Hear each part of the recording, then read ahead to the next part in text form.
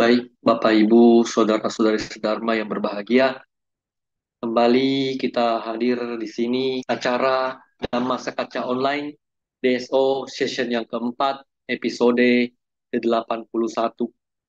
Pada kesempatan ini telah hadir narasumber kita yang luar biasa. Selamat malam, Bu Yuliana. Ya, itu Bu. Pada saat ini kita akan bersama-sama mendengarkan pemaparan Dhamma dengan tema yang luar biasa, yaitu Kuta Danta Sutta. Nah, sebelum kita memulai masa kaca kita pada malam hari ini, marilah kita bersama-sama, silahkan kepada operator, kita akan bersama-sama mendengarkan Dhammapada. Terima kasih, Sugihontu Namo Buddhaya. Pembacaan Dhamma pada Kodawaga, syair 225. Ahing saka ye munayo nicang ka ye nasang wuta te yanti acutang ta nang yata gantwa naso care. Orang-orang suci yang tidak menganiaya makhluk lain dan selalu terkendali jasmaninya akan sampai pada keadaan tanpa kematian atau nibbana. Dan setelah sampai pada keadaan itu, kesedihan tak akan ada lagi dalam dirinya. Sadu, sadu, sadu. Terima kasih. Baik, terima kasih Bu Tari atas Dhammapada yang sangat indah. Mari kita bersama-sama membuka Dhammasakaca kita pada malam hari ini dengan bersama-sama memberikan penghormatan kepada Tiratana.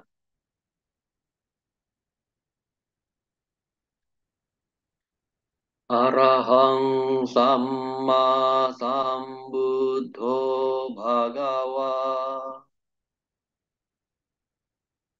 Buddhang Bhagawantang Apiwademi.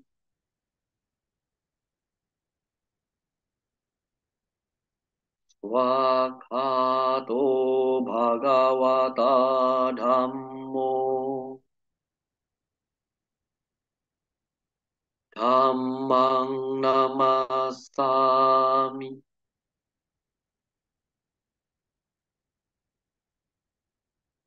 Supatipanno Bhagavato Sawaka Sangho Sanghang Namami.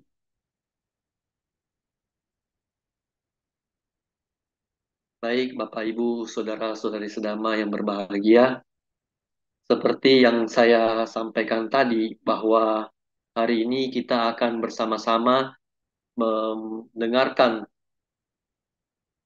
sutta yang sangat luar biasa, yaitu Kuta Danta Sutta, yang akan dibawakan oleh pemateri yang juga luar biasa pada malam hari ini. Sebelum kita masuk ke dalam sesi materi, mari kita bersama-sama melihat profil daripada narasumber kita pada malam hari ini.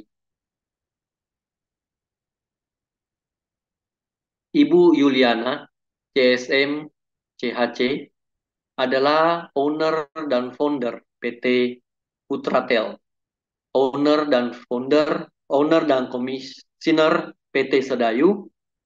Beliau merupakan lulusan akuntansi di Universitas Tarumanagara, pengusaha di bidang telekomunikasi, bidang properti, dan bidang olahraga.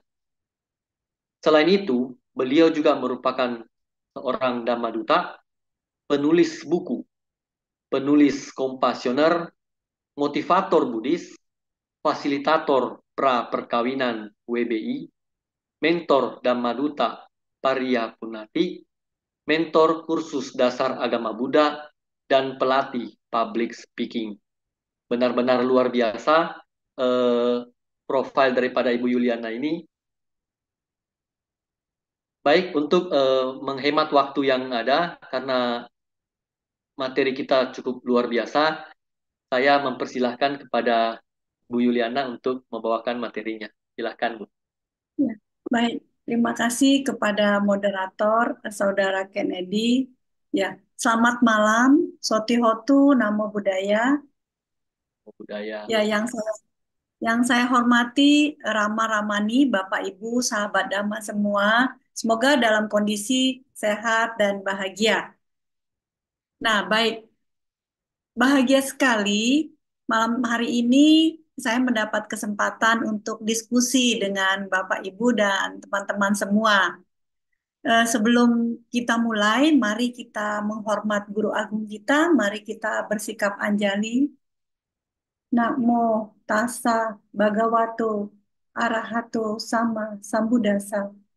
Namo tassa bhagavato arahato sama sambuddhassa. Namo tassa bhagavato arahato sama sambuddhassa. Terpujilah Sang Bhagawa yang Maha Suci, yang telah mencapai penerangan sempurna. Terpujilah Sang Bhagawa yang Maha Suci, yang telah mencapai penerangan sempurna. Terpujilah Sang Bhagawa yang Maha Suci, yang telah mencapai penerangan sempurna. Baik, Rama Ramani, Bapak Ibu, sahabat Dhamma, malam hari ini saya akan membahas satu topik yang sangat menarik, Hutta Danta Sutta. Ya, saya sangat suka sekali dengan sutta ini karena sutta ini sangat bagus sekali untuk dipraktekkan. Ya, Guru Agung kita mengajarkan dalam Hutta Danta Sutta ini baik untuk kehidupan sehari-hari dalam rumah tangga ataupun dalam perusahaan bisa dipraktekkan. Ya, Kutta Danta Sutta ini membahas tentang pengorbanan tanpa darah. Nah, apa sih yang harus dipraktekkan dalam kehidupan sehari-hari gitu kan, pengorbanan tanpa darah ini? Nah, baik, saya akan diskusi bersama. Saya izin share screen ya. Ya, topik yang saya akan bawakan Kutta Danta Sutta. Nah, Kutta Danta Sutta ini pengorbanan tanpa darah. Ini dari Digha Nikaya 5 ya.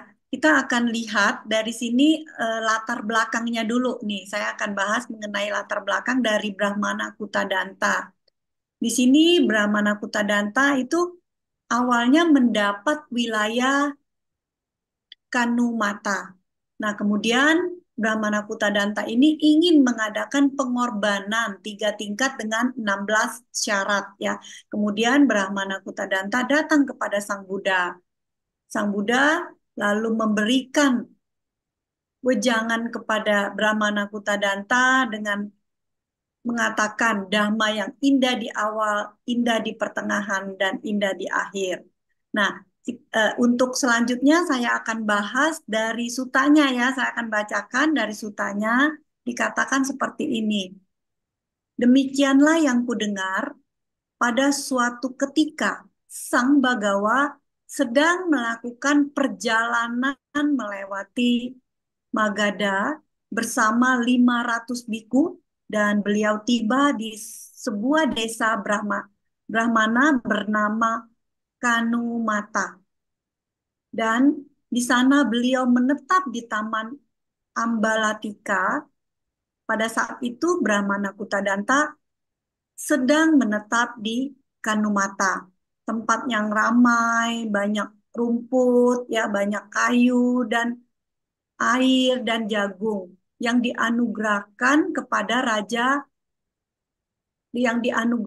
oleh Raja Bimbisara dari Magadha sebagai anugerah kepada kerajaan lengkap dengan kuasa kerajaan. Jadi ini suatu tempat yang sangat subur sekali diberikan kepada dari Raja Bimbisara ya.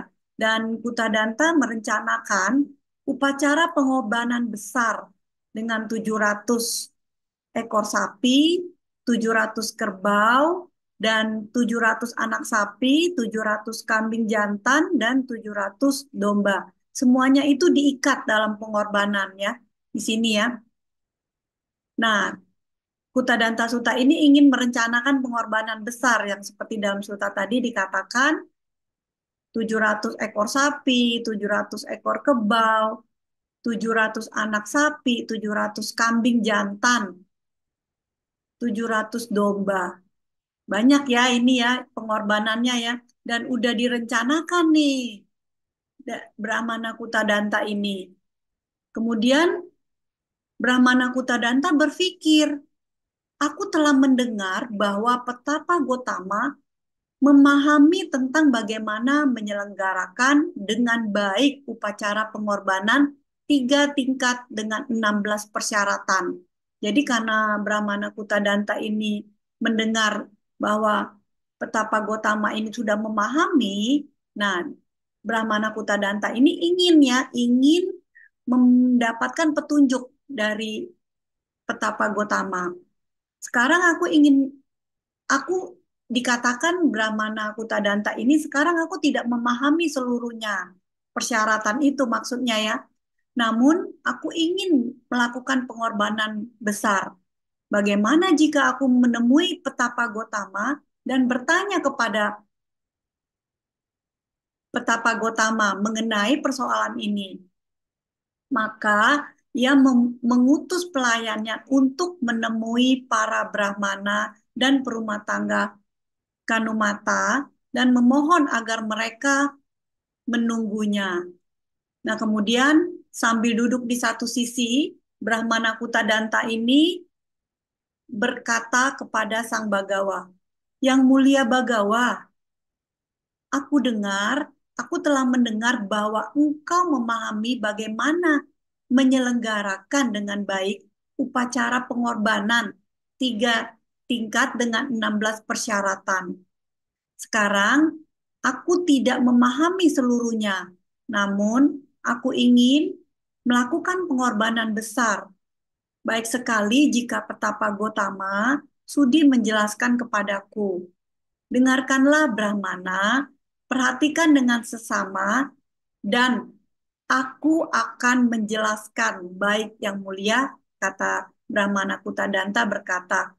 Dan Sang Bagawa berkata, kemudian Sang Bagawa berkata, karena Brahmana Kutadanta ini ingin sekali mengadakan pengorbanan besar dan kepada Sang Bagawa meminta petunjuk, kemudian Sang Bagawa berkata ya, pada suatu masa ini Sang Bagawa bercerita nih kepada Brahmana Kutadanta ya. Pada suatu masa ada seorang Raja Mahajiwita. Raja Mahajiwita ini kaya sekali. Dia banyak emas, ada perak, uang, dan gudang harta. Sehingga hartanya banyak sekali. Dan Raja Mahajiwita ini berpikir ingin mengadakan upacara besar yang memberikan manfaat dan kebahagiaan untuk waktu yang lama. Biasanya kan kalau orang ingin mengadakan suatu acara ya, maunya untuk kebahagiaannya itu berlangsung lama gitu. Jangka waktunya untuk kebahagiaannya itu bisa berlangsung lama ya, mungkin 1 bulan, 6 bulan, 1 tahun masih bahagianya masih terasa begitu ya. Nah, kemudian dikatakan di sini, aku ingin menyelenggarakan pengorbanan besar, ajarilah aku yang mulia, bagaimana hal ini dapat memberi manfaat dan kebahagiaan bagiku untuk waktu yang lama. Brahma, si Brahmana kerajaan menjawab, negeri Baginda diserang oleh pencuri. Nah, diserang oleh pencuri nih negerinya ya, dirusak, desa-desa dan pemukiman sedang dihancurkan. Perbatasan dikuasai oleh perampok. Nah, dikatakan di sini ya. Jadi penasehat raja ini memberikan solusi kepada raja bahwa saat ini negaranya itu sedang kurang baik gitu. Nah, kemudian Brahmana mengatakan jika Baginda mengutip pajak atas wilayah ini, itu udah suatu kesalahan. Kenapa suatu kesalahan? Dikatakan jika Baginda berpikir, aku akan melenyapkan gangguan dari perampok ini dengan mengeksekusi dan hukuman penjara atau dengan menyita, mengancam, dan mengusir. Gangguan itu akan berakhir. Nah, penasehatnya menasehatin Baginda ya seperti itu. Mengapa seperti itu? Kita lihat lagi di sini. Dikatakan nih, mereka yang selamat kelak akan mengganggu negeri Baginda.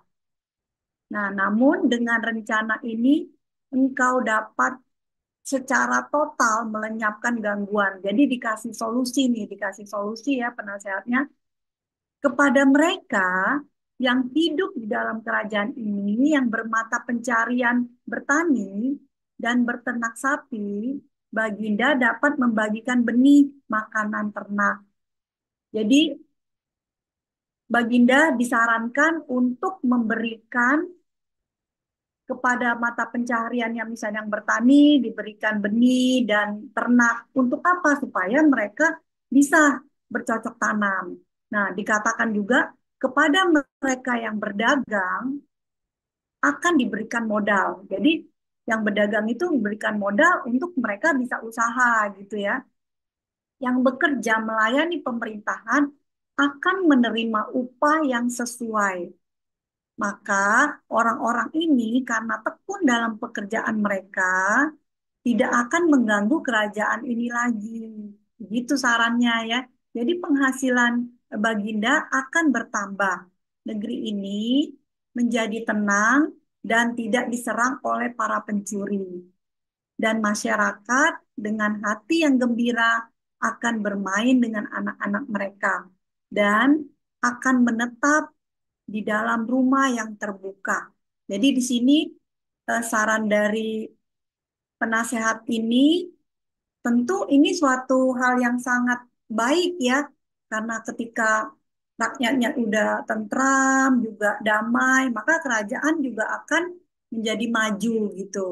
Dan dengan mengatakan lagi ya demikianlah. Jadi demikianlah menerima, raja menerima nasihat si Brahmana kerajaan, ia memberikan benih dan makanan ternak, memberikan modal kepada yang berdagang.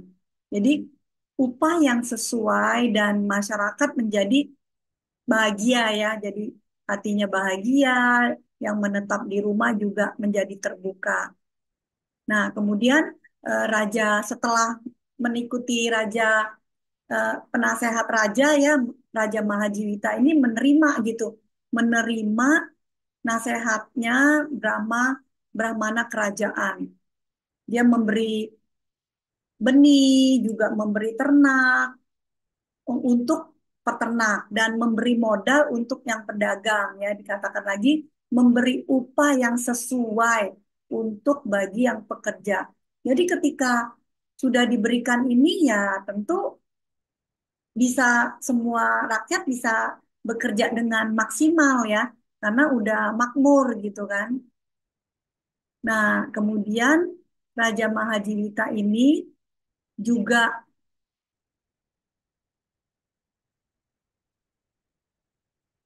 Raja Mahajiwita ini juga berbagi kesejahteraan kepada masyarakat. Karena itu, setelah mereka berbagi ya, kerajaan semakin maju ya, semakin maju karena masyarakatnya juga bahagia dengan segala sesuatunya lancar, damai gitu. Perbendaharaan kerajaan juga semakin baik ya, jadi maju semakin baik. Nah, rakyat juga pasti senang dan bekerja dengan maksimal tentunya ya. Setelah itu, setiap warga tidak mengalami kesulitan ekonomi karena kan sudah dibagi ya, sudah dibagi dari kerajaan. Jadi semuanya juga bahagia gitu. Rakyat bahagia, kerajaan juga bahagia gitu. Nah, di sini yang dikatakan Sang Buddha katakan sesuai dengan benih yang ditabur, itulah yang akan dituai.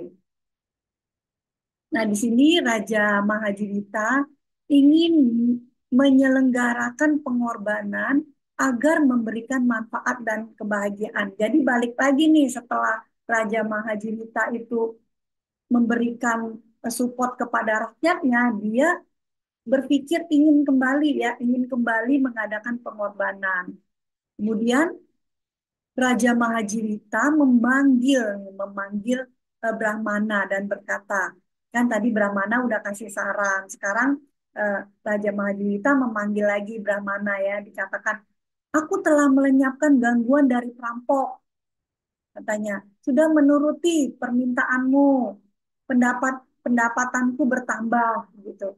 Negeri ini tenang, sudah tenang gitu, tidak diserang oleh pencuri dan masyarakat dengan hati yang gembira dengan anak-anak mereka dan menetap di dalam rumah yang terbuka. Katakan seperti itu ya, kenyataannya memang seperti itu. Sekarang aku ingin menyelenggarakan upacara besar, pengorbanan besar dikatakan. Yang tadi awalnya memang udah punya rencana ya. Jadi dikatakan lagi, instruksikan aku bagaimana cara menyelenggarakannya agar memberikan manfaat ya, manfaat dan kebahagiaan kepadaku untuk jangka waktu yang lama gitu. Jadi raja ingin mengadakan pengorbanan untuk jangka waktu kebahagiaan jangka waktu yang lama. Nah, kemudian Brahmana berkata, untuk itu Baginda, engkau harus memanggil, katanya ada syarat-syaratnya nih ya. Brahmana Baginda, engkau harus memanggil siapa di sini ya? Ada 4 hal penting yang diundang, begitu sarannya. Yang pertama adalah para katia dari kota dan desa itu harus dipanggil, diundang katanya. Yang kedua adalah para penasehat juga harus diundang. Yang kedua ya. Yang ketiga adalah para brahmana yang paling berpengaruh. Jadi brahmana yang paling berpengaruh juga diundang gitu. Yang keempat adalah para perumah tangga. Jadi perumah tangga semuanya diundang. Ya, 4 hal ini yang penting yang harus diundang. Kemudian Baginda berkata, aku ingin menyelenggarakan upacara pengorbanan besar.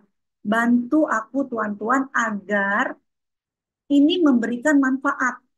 Jadi bisa memberikan manfaat dan kebahagiaan untuk waktu yang lama. Ya, Raja menyetujui dan melakukan instruksi tersebut. Baginda, pengorbanan dapat dimulai. Nah, berarti ini udah mau dimulai ya pengorbanannya. Sekarang adalah waktunya katanya. 4 kelompok penerima ini akan menjadi pelengkap dalam pengorbanan ini. Jadi 4 kelompok yang tadi akan menjadi pelengkap ya karena hadir gitu kan, karena hadir dan ikut berbahagia menjadi pelengkap tentunya. Nah, di sini ada syarat lagi, ada 8 hal yang dimiliki Raja Mahajirita karena itu maka dia bisa mengadakan pengorbanan ya. Yang pertama adalah Raja Mahajirita ini lahir dengan keturunan fisik yang baik. Jadi semuanya baik ya, keturunan fisiknya baik. Yang kedua adalah Raja Rupawan. Yang ketiga Raja Maha Besar. Yang keempat adalah Raja sangat berkuasa. Jadi di sini Raja sangat berkuasa ya. Yang kelima, Raja mempunyai keyakinan kepada agama. Jadi raja ini mempunyai keyakinan yang kuat ya kepada agamanya dan yang keenam raja juga terpelajar. Terpelajar mempunyai pendidikan yang tinggi gitu ya. Dan yang ketujuh mengetahui yang telah dikatakan. Jadi raja ini mengetahui nih apa yang dikatakan. Yang kedelapan, raja pintar dan bijaksana. Nah, inilah kedelapan hal yang dimiliki Raja Mahajirita. Nah, kemudian raja ada 4 hal yang dimiliki Brahmana penasehat. Ini syaratnya ya, syaratnya ada 4 hal lagi yang dimiliki Brahmana penasehat. Yang pertama adalah Brahmana penasehat lahir dengan keturunan dan fisik yang baik ya. Jadi keturunan fisiknya juga baik. Yang kedua adalah telah menguasai mantra. Yang ketiga, Brahmana penasehat itu soleh dan bermoral. Yang keempat, Brahmana penasehat pintar, ahli, dan bijaksana. Ya, ini yang syaratnya dan tentu syarat ini sudah terpenuhi ya. Sudah terpenuhi, kemudian sebelum pengorbanan, si Brahmana mengajarkan ada 3 syarat lagi kepada raja. Wah, banyak nih ya ternyata syaratnya ya. 3 syarat itu apa? Yang pertama adalah Brahmana mengajarkan 3 syarat kepada raja ya. Kepada Raja Mahajirita untuk kejayaan dan kesejahteraan dengan pengorbanan. Jadi syaratnya itu adalah yang 3 ini sebelum sebelum mengadakan pengorbanan dan juga sesudah saat mengadakan pengorbanan dan sesudah mengadakan pengorbanan, syaratnya raja jangan menyesal. Jadi kan kalau misalnya wah udah mengadakan pengorbanan nih, uangnya habis banyak gitu. Jangan sebelum, saat, dan sesudah itu jangan menyesal ya. Jadi sebelumnya udah semangat nih, pestanya udah berjalan, dan kemudian setelah acara, raja misalnya menyesal. Nah itu nggak boleh ya, dikatakan 3 syarat ini, sebelum, dan saat, dan sesudah jangan menyesal. Nah ini gunanya untuk apa ya? Karena ketika 3 syarat ini dilakukan, maka akan membuat manfaat dan juga kebahagiaan dalam jangka waktu yang lama ya. Nah, di sini dalam upacara pengorbanan ini Brahmana Brahmana tidak ada kerbau yang disembelih. Jadi pengorbanan ini dikatakan juga itu semuanya tidak ada ya, tidak ada kerbau yang disembelih, tidak ada kambing atau domba yang disembelih, tidak ada ayam dan babi. Semuanya tidak ada yang dibunuh ya. Tidak juga berbagai makhluk hidup yang dibunuh, tidak ada sama sekali. Juga tidak ada pohon yang ditebang sebagai tiang pengorbanan. Misalnya pohon kan untuk makanan kerbau gitu kan untuk ditebang, jadi untuk tiang pengorbanan itu nggak ada ya. Juga tidak ada rumput yang dipotong karena kan nggak ada domba, jadi nggak ada untuk rumput yang dimakan domba ya. Dan juga mereka tidak disebut budak atau pelayan atau pekerja yang tidak bekerja karena takut akan pukulan atau ancaman. Jadi mereka tidak menangis dan bersedih. Jadi di sini pengorbanannya yang benar-benar murni, tidak ada darah apapun, tidak ada pengorbanan lain ya.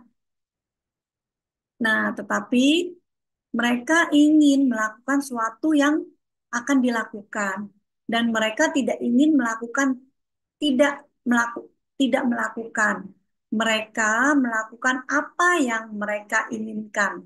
Jadi ini semuanya sudah direncanakan ya dan tidak melakukan apa yang tidak mereka inginkan. Jadi semuanya sudah direncanakan, sudah diatur untuk mereka menginginkan apa. Nah, pengorbanan ini dilakukan, diselenggarakan dengan bahagia. Kenapa dengan bahagia?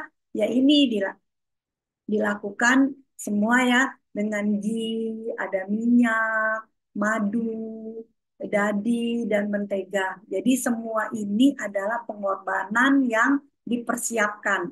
Jadi tanpa adanya pengorbanan darah ya, tanpa ada eh, kambing, sapi, domba, semuanya ayam maupun apapun nggak ada yang dipersembahkan ini. Jadi semua rakyatnya juga bahagia ya, yang hadir bahagia gitu, ada madu gitu. Karena kan ini lebih gitu. Nah, lebihnya ini dibawa pulang ya, dibawa pulang kan banyak nih, bisa untuk di rumah, bisa untuk disimpan. Karena ini kan waktunya bisa lama ya, karena minyak gitu kan tidak apa mereka bisa menyimpannya untuk jangka waktu yang lama. Makanya semua rakyatnya menjadi bahagia ya. Nah, di sini mau diskusi dulu nih ya, diskusi sebentar nih kepada Bapak Ibu dan sahabat Dhamma yang hadir. Di sini diskusinya siapa Sang Buddha pada cerita tersebut. Ya, mungkin dari moderatornya nanti bisa bantu ya. Ini dikatakan yang pertama Raja Mahajivita atau Brahmana penasehat. Nah, jadi Sang Buddha pada cerita itu sebagai apa gitu? Bisa bantu ya? Iya, baik. Apakah ada yang bisa? Jika tidak ada, sepertinya Sang Buddha pada cerita tersebut adalah Brahmana penasehat deh, Bu. Ya, benar sekali ya, benar sekali Iya, ya. Terima kasih atas jawabannya yang luar biasa. Jadi benar, jadi Brahmana penasehat raja pada saat itu ya. Raja pada saat itu adalah Brahmana penasehat. Baik, kita lanjutkan kembali. Nah, di sini ya, nilai aplikatif apa ya? Kira-kira nilai aplikatif apa yang bisa kita dapatkan gitu dari ini? Bisa dari Bapak Ibu atau ini kita diskusi ya, diskusi sebentar. Ini nilai aplikatif apa sih yang bisa kita tanamkan gitu di dalam Kutta Danta Sutta ini yang tadi pengorbanan ya gitu. mungkin ada dari Bapak Ibu, saudara-saudara selama yang mau memberikan pandangannya, nilai aplikatif apa yang bisa diperoleh. Kalau menurut saya sih, Bu, Ya, sepertinya di sini mau disampaikan bahwa eh, pengorbanan yang dilakukan itu bisa saja terjadi tanpa harus merugikan makhluk yang lain. Ini kalau menurut saya. ya benar sekali ya. Jadi pengorbanan itu bukan harus mengadakan acara itu bukan harus dengan pengorbanan kambing, sapi, dan membunuh semua binatang yang ada untuk pengorbanan ya. Tapi bisa dengan juga tanpa pengorbanan darah gitu. Ya bagus sekali, terima kasih ya Saudara Kennedy. Nah, kemudian di sini kita lihat ya, bisa diterapkan di perusahaan seperti yang tadi saya katakan ya di rumah tangga juga bisa diterapkan di perusahaan. Itu adalah apa? Misalnya yang tadi Brahmana penasehat kan menasehati. Jika di suatu perusahaan, misalnya itu kerajaan perusahaan, kalau misalnya kita memberikan gaji, misalnya salary yang sesuai dengan kebutuhan mereka, gitu kan pasti staffnya juga happy ya, happy bekerja dengan semangat gitu kan berjuang. Nah, mungkin di akhir tahun, pada akhir tahun ini misalnya gitu ya, seperti yang saya lakukan juga memberi bonus gitu kepada karyawannya. Jadi misalnya nih dianggap tabungan gitu, misalnya gaji kan udah terpenuhi, mereka udah happy gitu. Nah, setelah kita beri bonus, bonus ini untuk misalnya dibeli misalnya wah akhir tahun nih bisa untuk beli mobil misalnya apa nah itu tabungan. Nah jadi ini bisa diterapkan dalam perusahaan ya dari Kutta Danta Sutta ini yang seperti Raja Mahajiwita itu ya tadi udah yang memberi apa peternak diberikan pupuk gitu ya pedagang diberikan modal. Nah di perusahaan juga seperti ini kita harus memperhatikan apa yang menjadi kebutuhan stafnya gitu. Nah, mungkin pada saat pandemi kemarin ya saya juga mengadakan untuk diskusi juga seperti masker gitu. Nah, setiap bulannya kita juga memberi dan vitamin gitu. Nah, itu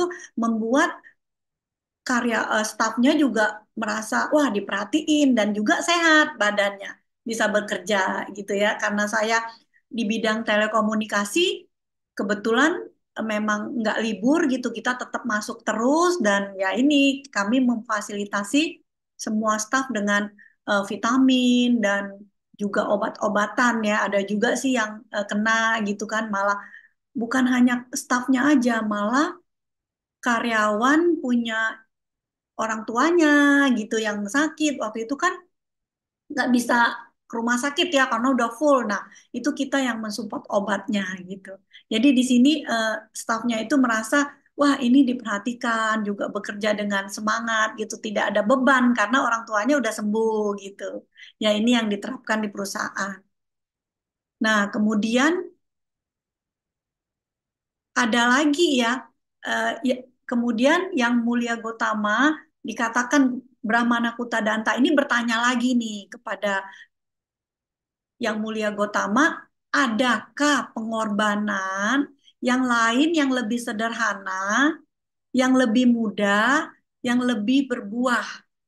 Jadi tadi kan udah pengorbanan yang tanpa darah, tapi pengorbanan besar dengan minyak gitu. Nah, kemudian Brahmana Kutadanta ini bertanya lagi, ada nggak yang lebih sederhana pengorbanannya, yang lebih mudah, yang bisa kita lakukan sehari-hari gitu ya, seperti itu. Nah, kemudian yang lebih bermanfaat juga. Kemudian Sang Bagawa berkata, ada Brahmana. Apakah itu yang Mulia Gotama? Nah, di sini ya, yang pertama adalah dana kepada para petapa. Jadi di sini ada dikatakan juga, oh jadi dana yang lebih sederhana, yang lebih bermanfaat. Apa itu dana kepada para petapa? Kenapa dikatakan ini? Seorang petapa yang memiliki sila yang baik ketika kita berdana itu adalah mendapat manfaat yang sangat luar biasa. Karena kita menunjang untuk para petapa ini mencapai tingkat kesucian ya salah satunya ya. Salah satunya itu. Nah, dikatakan lagi di sini eh, apakah itu yang Mulia Gotama? Nah, di sini ya, dimanapun pemberian rutin dari suatu keluarga yang diberikan kepada petapa yang berbudi. Jadi di sini kita berdana kepada petapa yang memiliki sila ya istilahnya. Ini merupakan pengorbanan yang lebih berbuah. Katanya lebih berbuah dan lebih bermanfaat daripada itu. Jadi ini yang dikatakan yang pertama ya berdana kepada petapa. Yang kedua adalah mendirikan wihara atas nama sangha. Jadi manfaat yang lebih lagi itu mendirikan wihara tuh atas nama sangha ya.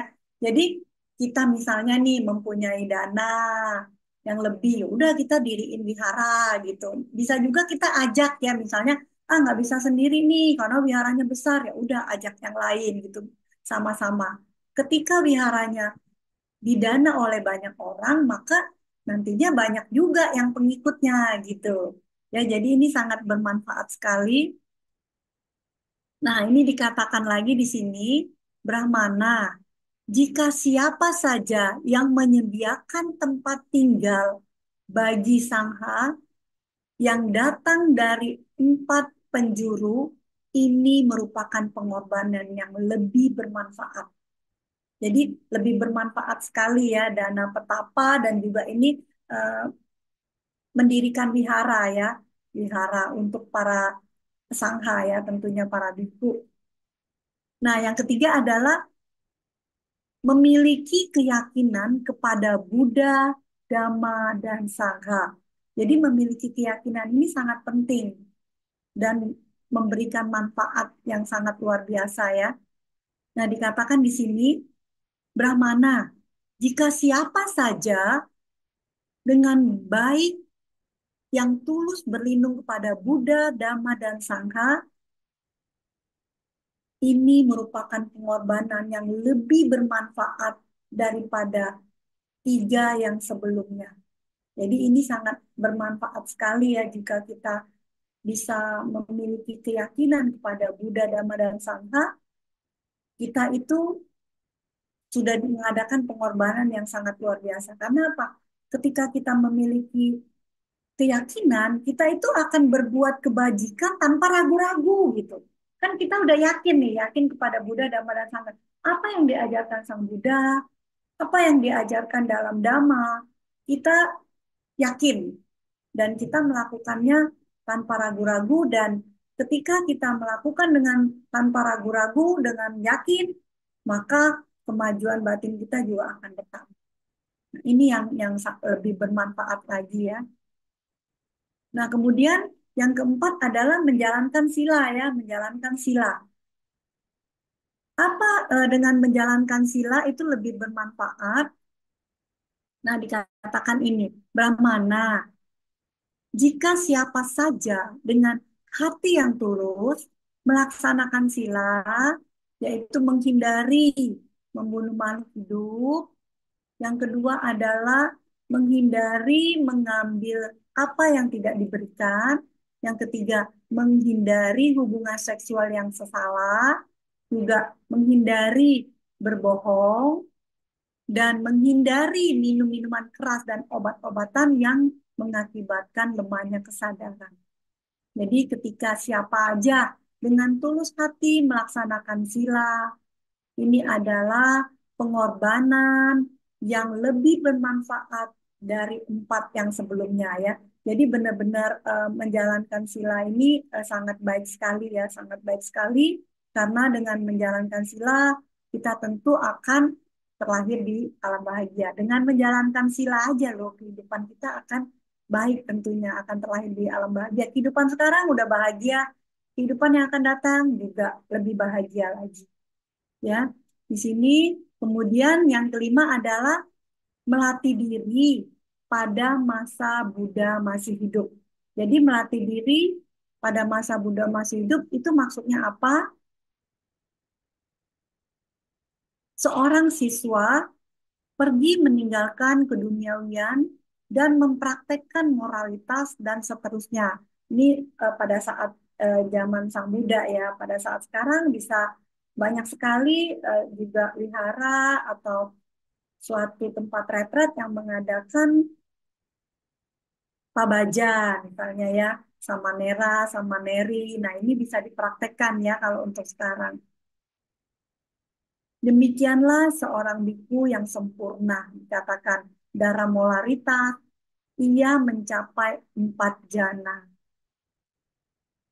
Nah, ini Brahmana dikatakan adalah suatu pengorbanan yang lebih bermanfaat.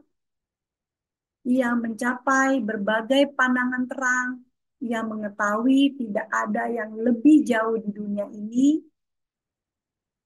Ini Brahmana suatu pengorbanan yang lebih sederhana, lebih mudah, lebih berbuah, dan lebih bermanfaat dari semua lainnya. Jadi pengorbanan yang lebih bermanfaat tadi ada 5 ya, dan lebih dari itu tidak ada lagi pengorbanan yang lebih mulia dan lebih sempurna. Jadi pengorbanan yang dikatakan di sini bisa kita praktekkan ya, bisa dipraktekkan untuk rumah tangga. Nah, kemudian setelah mendengarkan khotbah Sang Buddha, Brahmana Kutadanta mengatakan, sungguh indah yang mulia Gotama, sungguh menakjubkan, bagaikan seorang yang menegakkan apa yang terbalik atau menunjukkan jalan bagi ia yang tersesat, atau menyalakan pelita di dalam gelap, sehingga mereka yang memiliki mata dapat melihat apa yang ada di sana. Jadi benar-benar suatu hal yang sangat bisa kita praktekkan ya di sini. Misalnya kita yang belum tahu, tadinya menjadi tahu begitu. Nah, di sini hal yang dapat dipraktekkan dan dalam kehidupan sehari-hari adalah kejahatan hanya dapat hilang bila kebaikan dipraktekkan.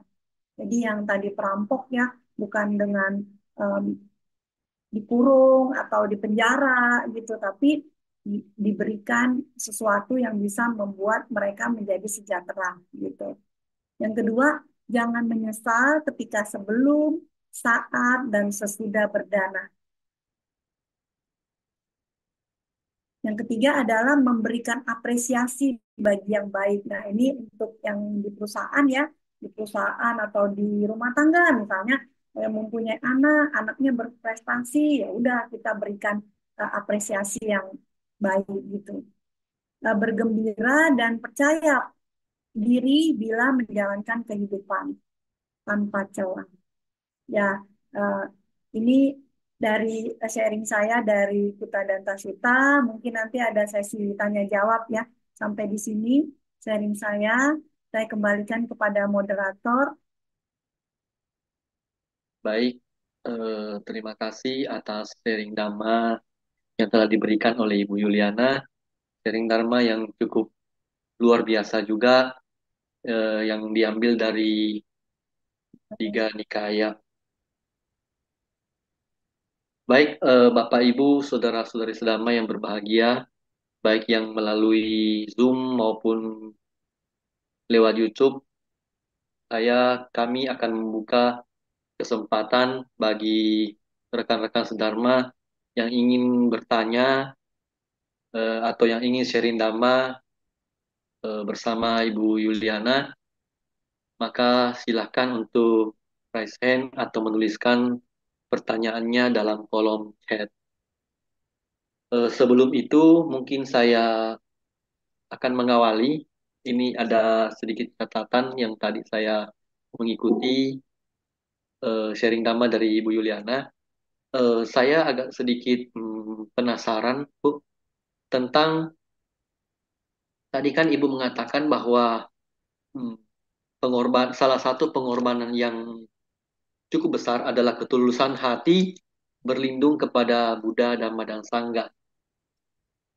Eh, Pertanyaan saya di sini, bagaimana kita mengukur mengukur ketulusan hati eh, dalam berlindung kepada Buddha, Dhamma, dan Sangha itu?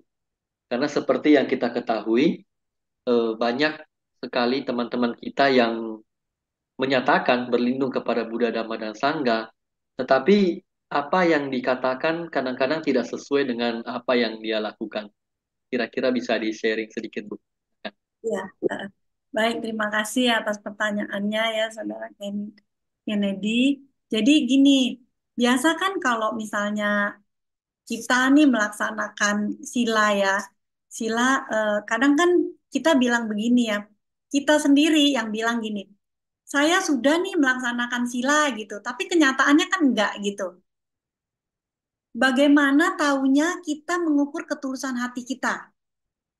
Nah, kebanyakan kita kan biasa kalau misalnya kita menganggap diri kita sendiri sudah melaksanakan, tapi kenyataannya belum. Nah, itu yang dikatakan dengan tidak ketulusan hati. Jadi belumnya, bagaimana caranya kita tahu kita bisa mengukur dengan kesadaran. Jadi ketika kesadaran kita sudah tinggi ya, kesadaran kita udah baik, kita bisa tahu gitu, bisa mengukur ketulusan hati. Ini yang di ajaran Sang Buddha tuh ada tingkatannya ya, dana, sila, samadhi. Nah, tentunya ketika udah menjalankan sila, ada baiknya lagi dilanjutkan dengan meditasi. Karena dengan meditasi akan meningkatkan kesadaran kita. Ketika kesadaran kita sudah meningkat, kita sudah kuat gitu kesadarannya, kita bisa mengukur nih, mengukur diri diri sendiri gitu, mengukur ketulusan hati. Nah, itulah makanya terkadang ada yang bilang gini, saya sudah berbuat baik, saya sudah menjalankan sila gitu. Kenapa sih mesti kayak begini hidup saya gitu kan, misalnya kayak gitu ya.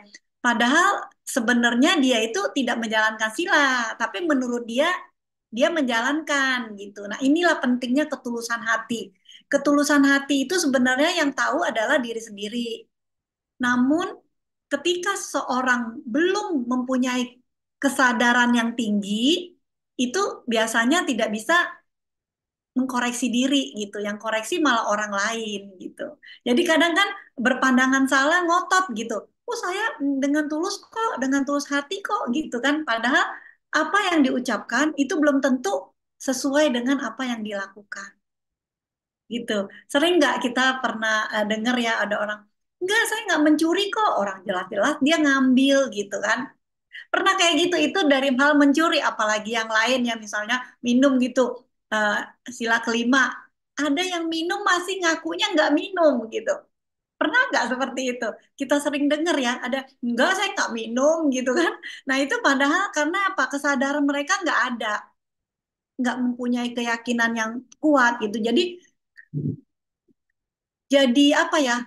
Kebodohan apa pandangan salah ini yang membuat dia itu merasa oh saya ini udah tulus gitu. Padahal sesungguhnya dia belum melakukan gitu. Jadi ketulusan hati ini benar-benar harus dengan kesadaran gitu. Sang Buddha katakan seperti itu ya. Ya baik, mudah-mudahan Ya, terjawab. bagus sekali jawabannya, Bu. Eh, ada sebuah, saya tiba-tiba teringat dengan cerita teman-teman. Hmm. Memang seperti yang Ibu katakan tadi, bahwa kadang-kadang orang melakukan kejahatan itu kan tidak mau ngaku. Saya jadi teringat pernyataan teman-teman saya, katanya begini, kalau orang yang melakukan kejahatan itu ngaku, maka penjara itu penuh, Bu. Benar. Tapi kan tidak mau dia ya. Nah, Ya benar sekali. Itu juga salah satu faktor yang ini ya, penjara penuh benar katanya. iya, Lalu cuman bohong doang gitu kan. iya, betul, Beli Bu. motor aja nggak ngaku gitu, udah digebukin masih nggak ngaku gitu kan. Iya. Benar-benar. Baik, Bu, ini ada beberapa pertanyaan dari kolom chat.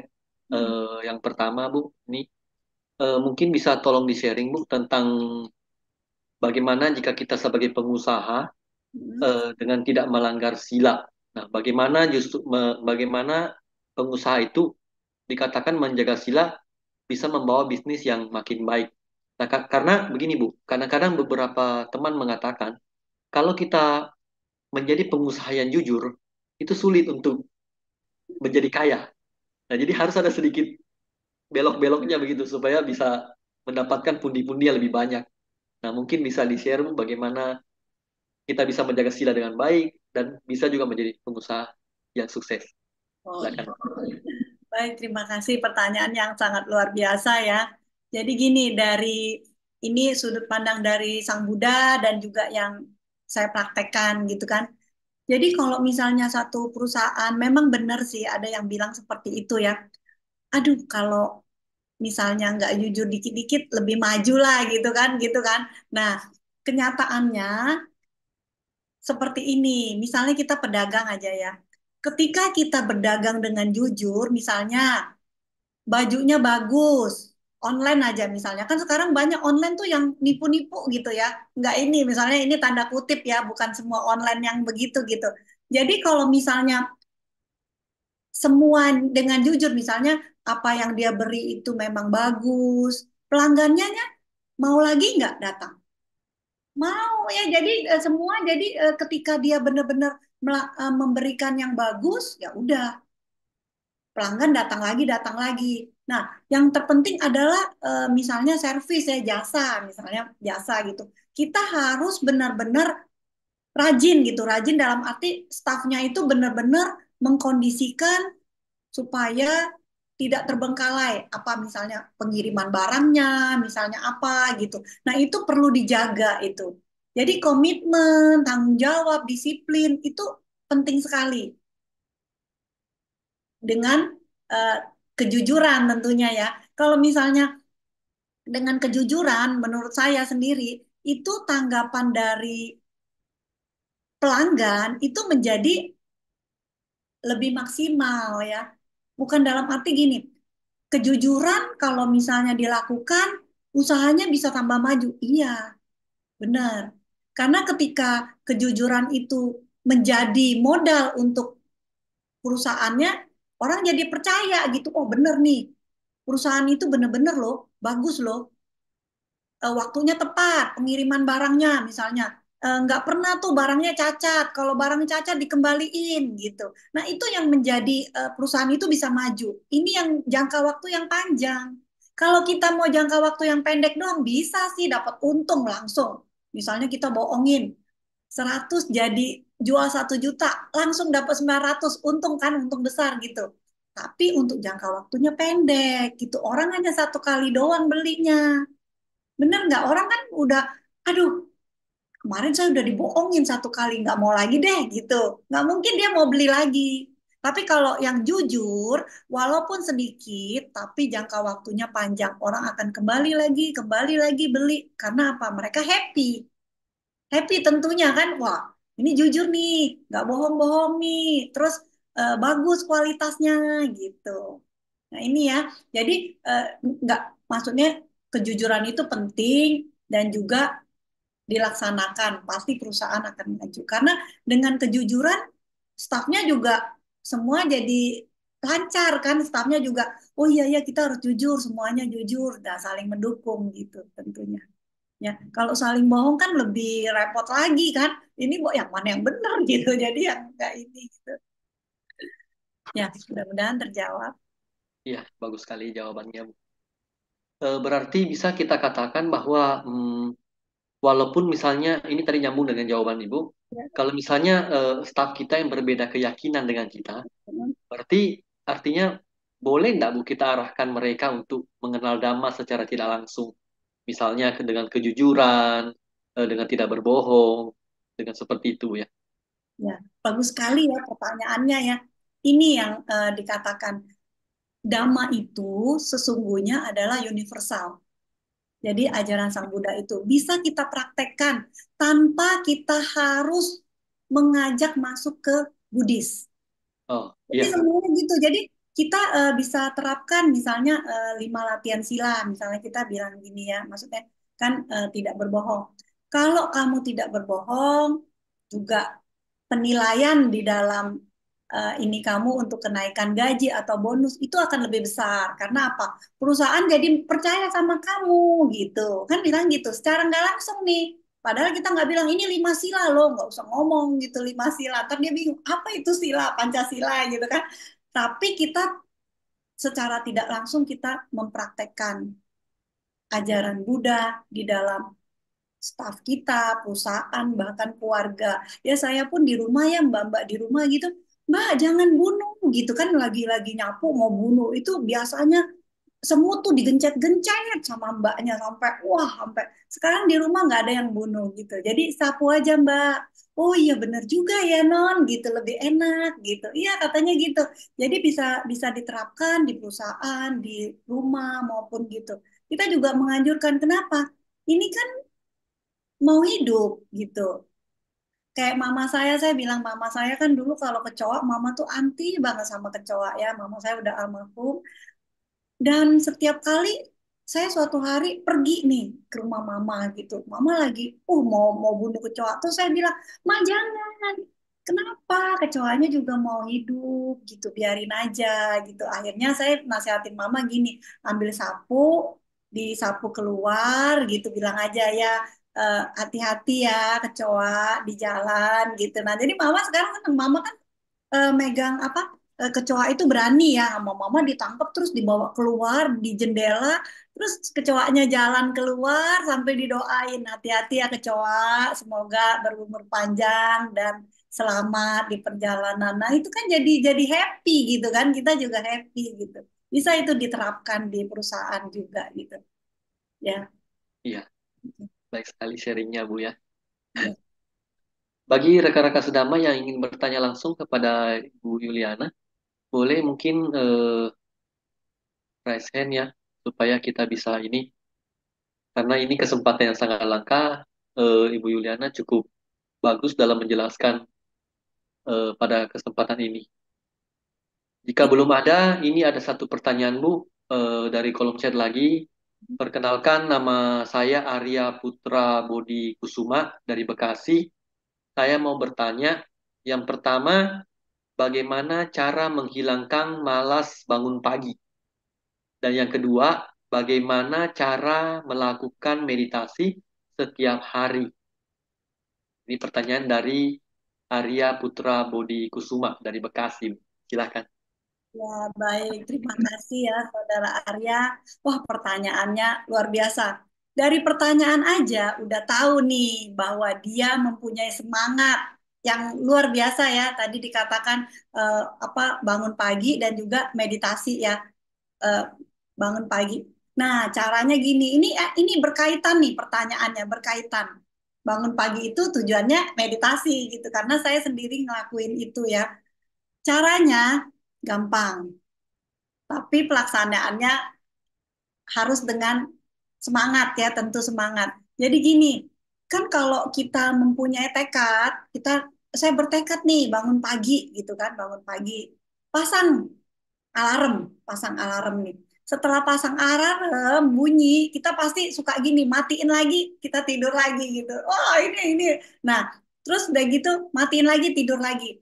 Itu hari pertama gitu, hari pertama gagal, udah. Kita bertekad lagi. Pokoknya besok saya akan bangun, bekernya bunyi, saya akan bangun gitu ya. Nah, kita maafin dulu diri saya ya, saya maafin diri saya. Kemarin saya udah gitu, hari ini saya bertekad lagi gitu. Bertekad lagi. Bertekad lagi, begitu lagi gitu. Wah, ini gagal nih 2 kali, bertekad lagi ya, terus ya. Nah, itu ketika kita bertekad dan mau, coba kita buat suatu tekad dalam diri, ditulis. Saya bertekad bangun gini-gini gitu pagi, dan itu harus kita renungkan ya, bahwa bangun pagi ini ada manfaatnya untuk saya apa.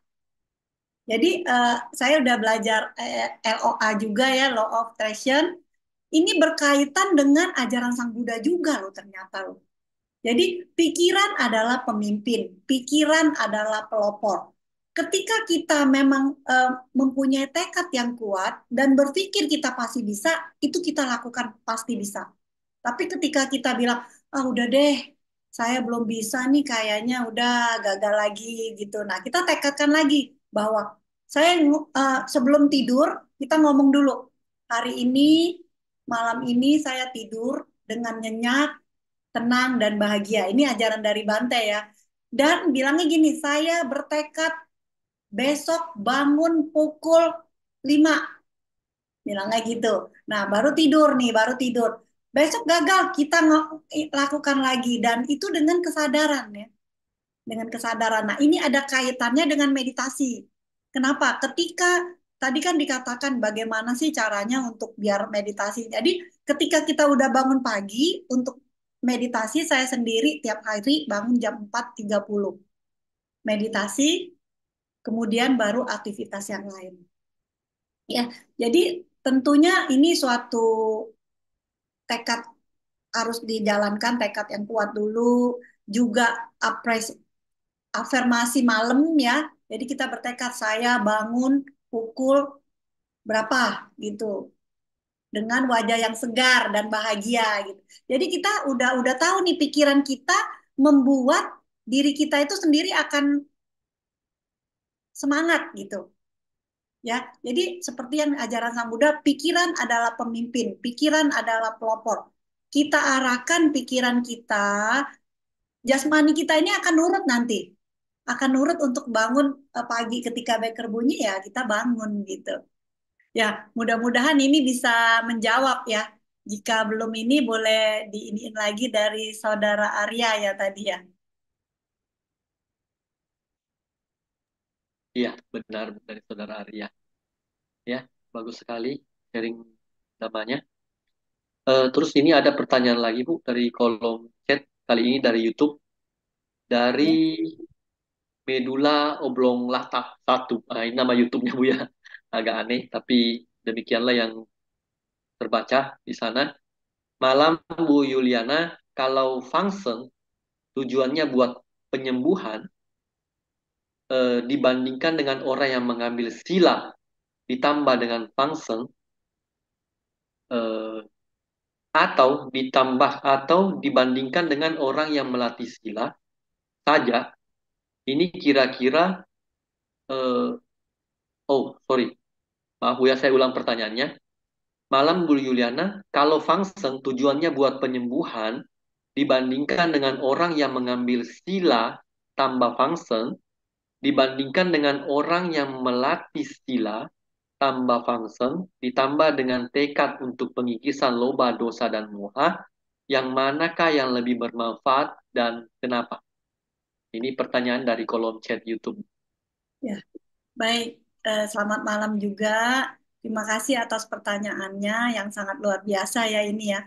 Jadi dengan bertanya aja udah punya semangat ya. Jadi yang tadi dikatakan function dan menjalankan sila untuk penyembuhan ya, untuk penyembuhan dan juga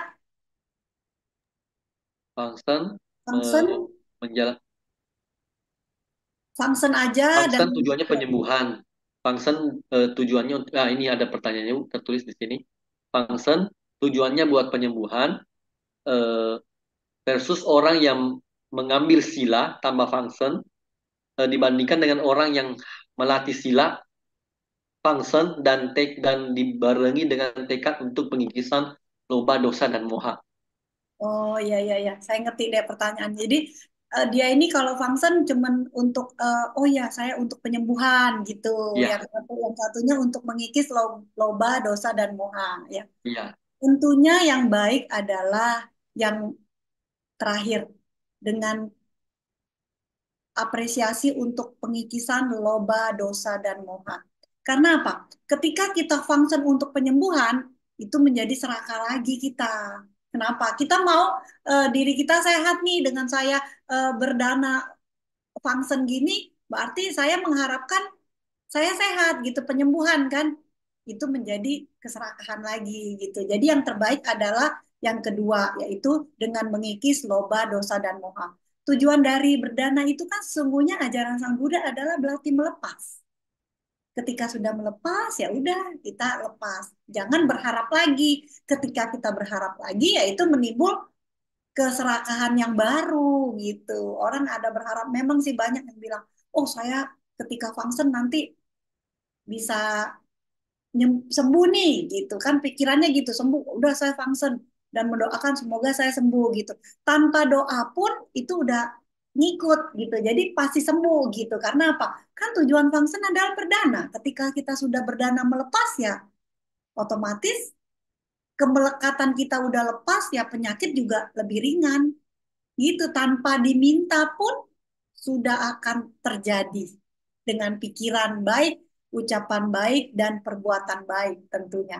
Nah, di sini kalau misalnya kita mengikis loba dosa dan moha, itu tentu sangat baik. Dengan tujuan function itu, saya mengikis keserakahan saya, loba, kebencian saya, dan juga kebodohan batin. Jadi semua itu kita lakukan dengan penuh kesadaran dan juga dengan pikiran, ucapan, dan perbuatan baik, maka akan mengkondisikan kita untuk bahagia tentunya. Ya, jadi pertanyaannya yang kedua yang terbaik dan tadi udah dijelasin kenapanya, sudah saya jelaskan ya. Mudah-mudahan menjawab pertanyaannya. Terima kasih. baik Bu. Berarti boleh dikatakan bahwa hal ini juga berlaku untuk kelima pengorbanan yang tadi Ibu sebutkan. Ya, ada Juga kaitannya. berlaku. Iya, Tentu bahwa ini ketika kita melakukan kelima pengorbanan itu, jangan hanya fokus, jangan hanya mengkerdilkan hasilnya dengan ya hanya penyembuhan, hanya apa. Padahal benar. mungkin kita bisa mendapatkan sesuatu yang lebih besar daripada Iya, itu, Bu ya. benar. Dalam ajaran Sang Buddha itu kita tidak mengharapkan pun itu udah menjadi milik kita gitu. Jadi kebajikan yang kita lakukan itu sudah menjadi milik kita dan kita bawa-bawa, nggak ada yang bisa mencuri. Misalnya nih, hari ini kan si saudara Kennedy kan jadi moderator. Nah, itu suatu karma baik. Nanti pulang dari sini misalnya, aduh ada Koheri nih, Koheri mau mengambil nih karma baiknya misalnya. Itu nggak bisa udah menjadi milik moderator Kennedy gitu. Dan dibawa-bawa sampai mungkin kehidupan ini pulangnya masih bahagia, kehidupan yang akan datang masih terasa gitu. Jadi itu tanpa diminta pun udah menjadi miliknya melakukan kebajikan gitu. Jadi tanpa tanpa diminta, tanpa maksudnya mengharapkan penyembuhan, itu lebih jadi serakahnya muncul lagi gitu. Saya mau sehat nih, saya function karena saya mau sehat gitu. Jadi kan jadi serakah lagi kita. Serakah sehat-sehat itu kan dari kita yang menciptakan sendiri gitu. Dengan berdana itu udah membuat kita lebih sehat tentunya ya, karena hati kita kan happy gitu, bahagia gitu. Jadi semuanya itu memang kembali kepada diri kita sendiri sesungguhnya. Kalau memang mengerti tentang dana dan pelaksanaannya, kita akan bisa mengambil inti dari ajaran Sang Buddha ini. Ya, baik, terima kasih. Baik sekali penjelasannya, Bu. Eh, Jika tadi Bu Yuliana mengatakan bahwa ketika kita melakukan suatu kebaikan, dalam hal ini pengorbanan seperti yang dijelaskan Sang Buddha kepada Brahmana Kutadanta, itu walaupun kita tidak berharap apapun, itu buahnya akan datang. Nah, saya tiba-tiba muncul dalam pikiran saya, apakah buah kebajikan itu boleh disimpan, Bu? Dalam artian begini, saya melakukan kebaikan pada hari ini, saya tidak mau dulu mengharapkan apa-apa. Nanti beberapa kebajikan yang saya lakukan, saya tabung, tabung, tabung, terus saya bertekad untuk sesuatu yang lebih besar. Apakah bisa seperti itu? Ya, baik. Iya, Pertanyaannya luar biasa ya, karena ini tentu kita semua juga manusia butuh jana ya, mengharapkan seperti itu. Oh ini kita punya tabungan nih, nanti disimpan gitu ya. Namun kenyataannya, sesungguhnya perbuatan baik itu tidak seperti itu ya. Jadi ketika kita sudah berbuat baik, itu udah menjadi tabungan kita gitu. Tanpa kita ini udah menjadi tabungan kita. Jadi tanpa kita simpan-simpan pun udah menjadi milik kita gitu. Perbuatan baik seperti itu. Nah, dan lagi ketika tadi ada pemikiran nanti saya simpan, saya tabung, saya kumpulin jadi apa? Itu yang menambah keserakahan. Jadi kalau misalnya kita udah berbuat baik ya udah tanpa kita simpan pun itu udah menjadi milik kita gitu. Sewaktu kita akan gunakan lagi itu namanya karma baik yang kita lakukan berbuah tepat pada waktunya. Jadi kadang kan kita berbuat baik kan kita nggak tahu nih berbuahnya kapan. Nah, ketika kita mengkondisikan lagi untuk karma baik itu berbuah, maka karma baik itu akan berbuah tepat pada waktunya. Gitu. Jadi tanpa kita simpan, tanpa itu udah menjadi milik kita gitu. Nggak usah disimpan-simpan, udah memang udah milik kita. Jadi akan kita bawa-bawa kemanapun. Tapi kapan karma baik kita akan berbuah, itu yang kita kondisikan ya tentunya. iya. Baik sekali jawabannya, Bu. Sungguh luar biasa. Berikut ini ada lagi pertanyaan dari kolom chat di YouTube dari Ibu Ros. Namo Buddhaya.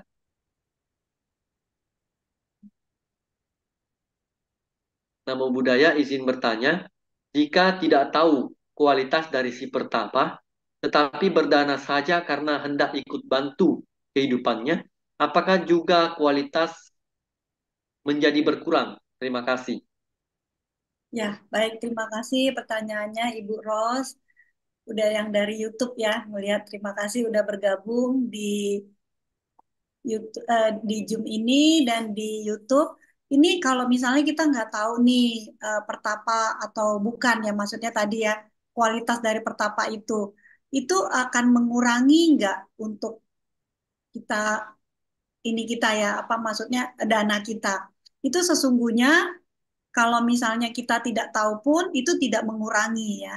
Jadi kita berdana itu dengan ketulusan hati kita gitu kan kita nggak ini misalnya saya mau berdana milih-milih nih hanya kepada arahat aja. Nah kita kan juga nggak tahu ya seorang biku itu apakah udah mencapai arahat atau belum. Jadi kita kalau misalnya menunggu sampai seperti itu ya kita nggak berdana-berdana gitu nanti ya. Jadi kita tetap aja berdana walaupun kondisinya memang kita tahu ataupun tidak tahu dengan ketulusan hati, ya udah kita berdana.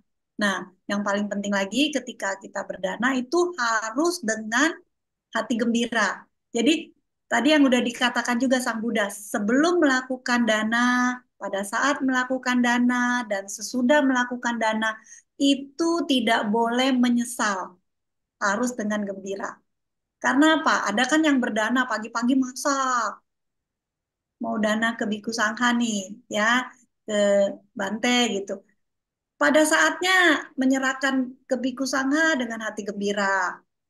Setelah selesai, lihat kok Bante nggak makan masakan saya ya gitu kan, jadi kecewa. Nah itu nggak boleh ya, jadi jangan menyesal.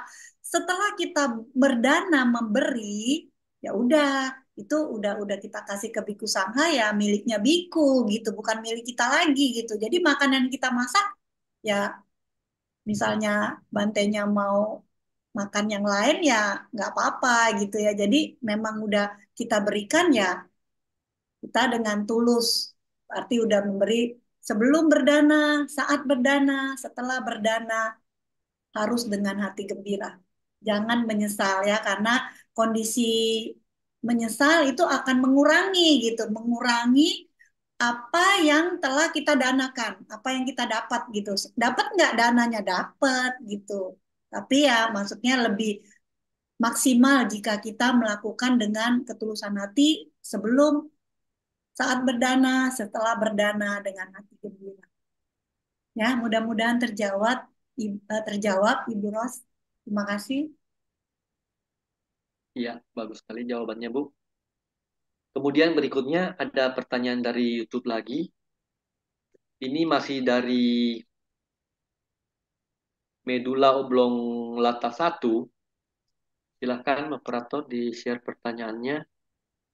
Bu, berkenaan dengan online bis platform yang ada yang banting harga sembarangan, produk dumping yang merusak harga pasaran, membunuh UKM lokal, apakah ada karma buruknya? Bagi yang kerja dengan mereka, apakah kena karma buruk nggak? Akan Bu. Ya, jadi gini ya, kalau yang ada misalnya jual yang gitu ya, banting harga itu, jadi eh, membuat yang lainnya juga jadi terkena imbasnya gitu ya. Nah, ini tentunya ada ya, tentunya ada eh, sanksi karma buruk. Tapi seberapa besar ya tergantung perbuatannya seberapa gitu. Jadi setiap momen itu ada karmanya masing-masing. Jadi misalnya orang yang melakukan suatu tindakan, dan kan ada tentunya karma ini kan bisa menjadi suatu dampak, dan itu menjadi suatu karma yang baru ketika ada objek, dan objeknya juga terkena dampaknya, dan juga maksudnya kejadian itu berhasil dilaksanakan gitu ya. Nah, ketika itu semua berhasil dilaksanakan, tentu ya mendapat dampak gitu, dampak dan karma ya, karmanya ada gitu. Bagi stafnya itu dapat nggak, kena nggak, tentu aja juga berdampak, kena juga gitu. Jadi mendapat karma juga. Nah, tapi mungkin karmanya nggak seberat yang ini ya, karena kan mungkin dia disuruh gitu kan, hanya pelaksanaan. Tapi tentunya juga berakibat gitu, berakibat dampak dari karma yang telah dilakukan. Karena apapun yang dilakukan, baik atau buruk, itulah yang akan menjadi pewaris bagi diri sendiri. Ya, terima kasih. Ya, terima kasih Bu atas jawabannya. Eh, Baik, jika ada yang mau bertanya lagi, kita masih buka sesi pertanyaan karena sesi sharing ini cukup Ini luar biasa. ada Ini ada kelas, pertanyaan dari Zoom, Bu. ada raise hand nih, mungkin Ada yang Pak. raise hand ya. Oke, kita persilakan kepada yang raise hand dulu. Silakan Pak Heri, persilakan ya. Mic-nya di unmute dulu. Ya, terima kasih. Ya, Namo Buddhaya Pak Kennedy dan Ibu Yuliana. Terima kasih atas kesempatannya. Ini Bu, bicara tentang Kuta Danta Sutta ini kan bicara tentang pengorbanan tanpa darah. Salah satunya adalah berdana. Tadi saya sempat tersentil dengan adanya perbedaan keyakinan. Kebetulan bertepatan dengan hari ini tanggal 25 Desember tahun 2023 adalah hari Natal bagi mereka yang memiliki keyakinan Kristiania. Dan di mana saya melihat umat Buddha ternyata itu mm, menanggapi perbedaan ini dengan sangat baik. Seperti misalnya melakukan ucapan itu kan, ucapan dan pikiran misalnya mereka mengucapkan selamat hari Natal gitu bagi yang merayakan gitu. Nah, itu kan pikiran bekerja, ucapan bekerja. Yang ingin saya tanyakan sekarang ada perbuatan. Misalnya setelah kita mengucapkan selamat hari Natal bagi yang merayakan gitu. Kemudian kita juga karena perbuatan kita berbagi entah itu kado atau parcel atau sembako untuk mereka umat Kristiani yang merayakan Natal. Nah, itu apakah termasuk salah satu bentuk pengorbanan gitu. Kemudian yang kedua adalah apakah setelah ini kita bisa melakukan yang namanya pelimpahan jasa. Nah, terima kasih Bu. Ya, baik. Terima kasih, Ko Heri. Pertanyaan yang luar biasa ya. Jadi, Ya. apakah ini termasuk pengorbanan? Iya, benar. Termasuk pengorbanan. Karena apa? Pengorbanan dengan pikiran, ucapan, dan perbuatan. Kan kita kalau mau ngetik, ucapan selamat itu kan perlu pengorbanan tentunya ya. Perlu waktu, tenaga kan. Nah, itu termasuk pengorbanan gitu. Ya, jadi eh, apalagi di apa tetangga ya, tetangga juga kita perlu ya mengadakan untuk pengorbanan itu. Jadi kan damai gitu sama-sama gitu kan saling saling menginiin ya. Tadi yang pertanyaan kedua, boleh pertanyaan kedua?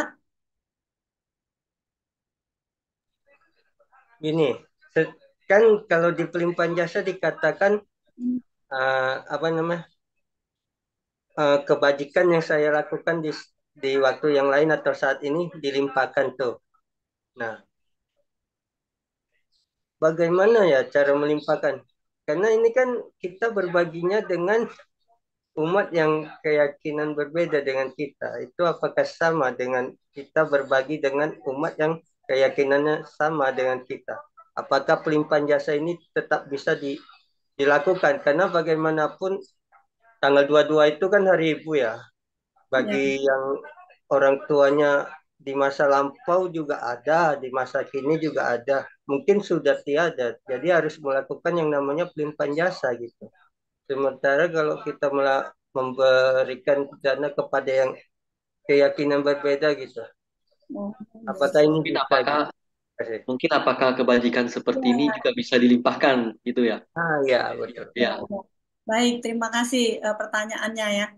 Jadi semua kebajikan itu kita tidak pilih-pilih ya, maksudnya oh ini tetangga ini gitu. Nah, itu namanya dengan ketulusan ya. Jadi semua kebajikan itu dapat kita adakan pelimpahan jasa. Jadi kan setelah kita melakukan saya limpahkan jasa kebajikan ini kepada almarhum orang tua kita siapa gitu ya. Semua bisa kita limpahkan jasa kebajikan. Walaupun itu dalam sisi dari agama yang berbeda atau apa itu adalah semua perbuatan kebajikan. Kan semua kita kan maksudnya putu jana manusia biasa gitu yang setara gitu. Nah, umat yang lain bukan yang dari tetangga juga sama kita kan manusia juga gitu. Jadi sama gitu. Kita nggak pilih oh ya ini kebajikannya beda nggak sih? Semua sama gitu ya.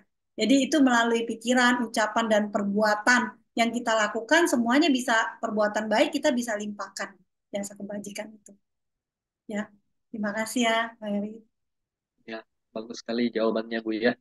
Jadi kepada siapapun kebajikan itu dilakukan, selama itu masih kebajikan, maka hal itu bisa dilimpahkan. Begitulah kira-kira Bu ya. Ya. Iya. Kemudian ada pertanyaan lagi Bu dari kolom chat di Zoom dari Arya tadi. Selamat malam Bu Yuliana. Teman saya ada jelekin ke saya. Terus pikir saya ingin marah, membenci, kesal, dan lain-lain.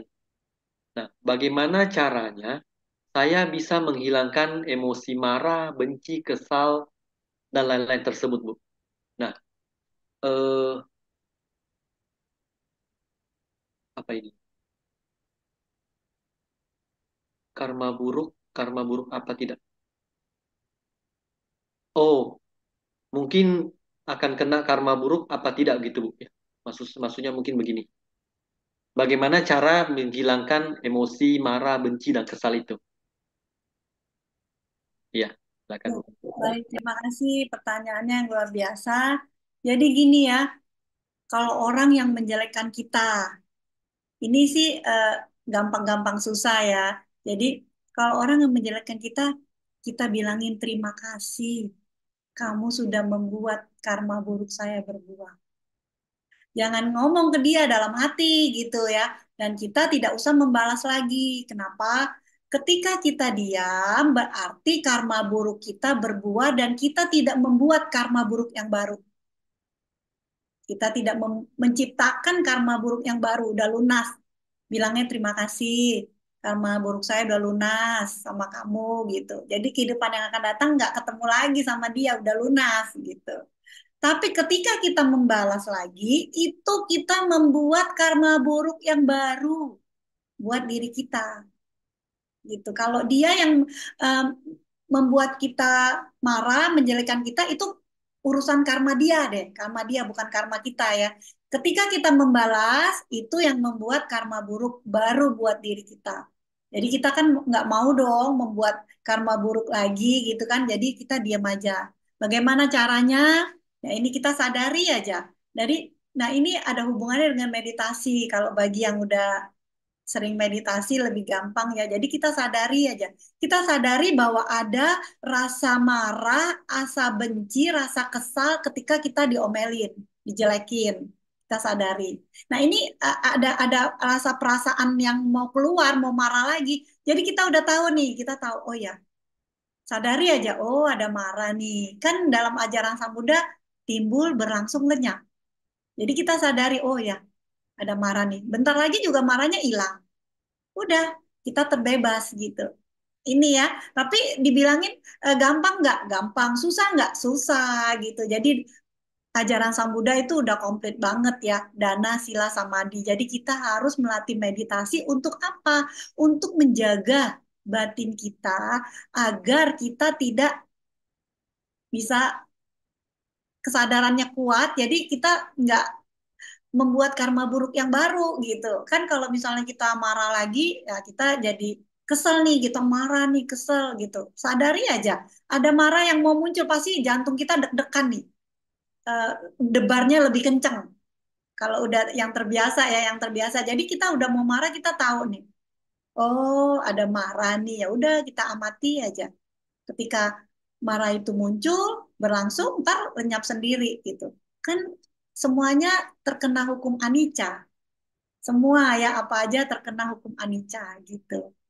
Jadi kebencian itu ajaran Sang Buddha dikatakan kebencian bisa berhasil, bisa bebas dengan dibalas dengan cinta kasih. Jadi bisa juga kita dengan melatih meditasi cinta kasih atau kita ucapkan di dalam batin semoga namanya siapa gitu atau semoga semua makhluk berbahagia. Kita batinnya udah tenang gitu. Misalnya ada marah muncul, sebutkan semoga semua makhluk bahagia. Semoga semua makhluk bahagia. Semoga semua makhluk bahagia. Nah, itu bisa mengurangi ya, mengurangi kemarahan, kebencian gitu. Ketika kita ucapkan itu, kita pun udah mendapat karma baik gitu. Jadi, apapun orang yang melakukan terhadap kita, menjelekkan kita, kita ucapkan saja semoga semua makhluk bahagia. Atau mau spesifik, semoga ucapkan saudara siapa berbahagia. Gitu. Dengan mengucapkan itu ya tentu kita sendiri juga lebih damai, lebih tenang dan juga lebih bahagia pastinya. Ya, mudah-mudahan bisa dipraktekkan. Saya juga masih belajar untuk mempraktekkan semuanya.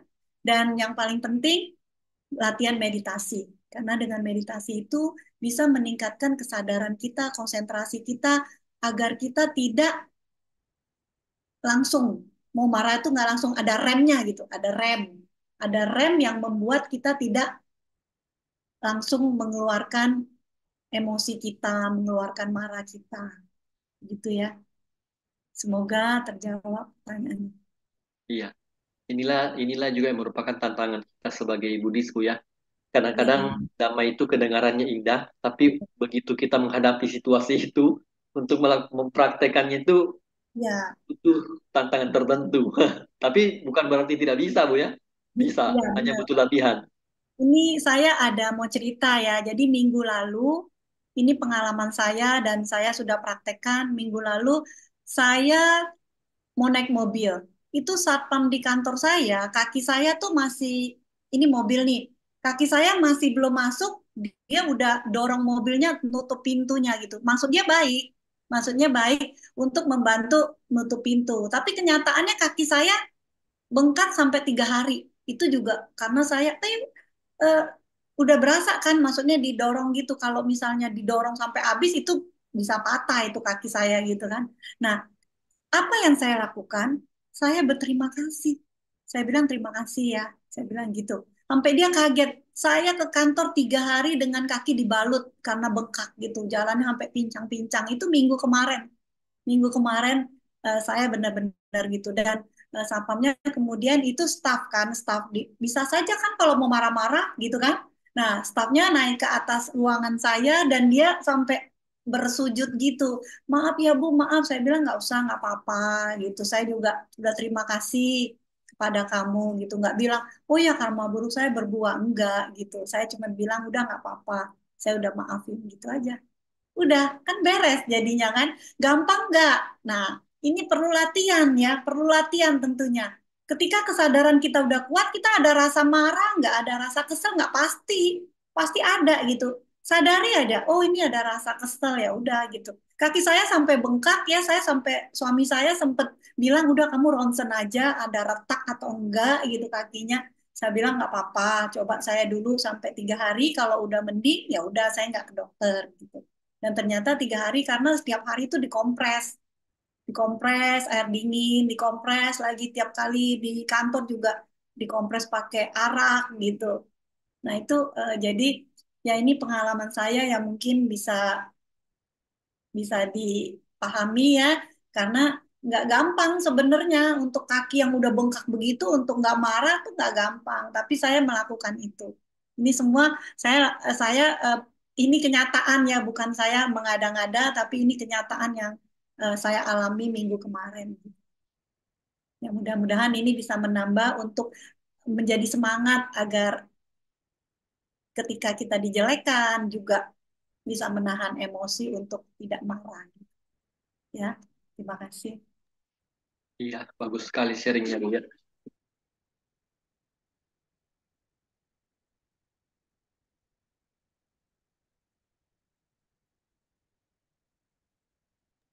Saya tiba-tiba kepikiran kalau satpamnya itu bekerja di perusahaan lain, mungkin sudah kehilangan pekerjaannya, Bu.